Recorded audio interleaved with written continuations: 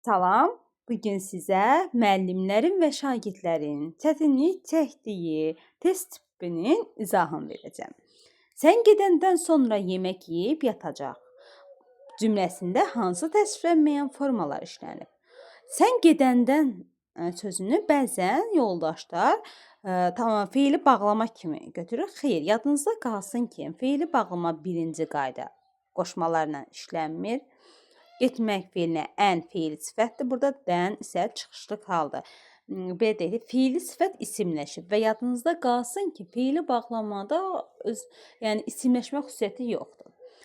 Ona görə sən gedəndən sözü nədir? Gedəndən sözü feili sifət, yemək isimdir, yeyib yatacaq. Yeyib isə feili bağlamadır.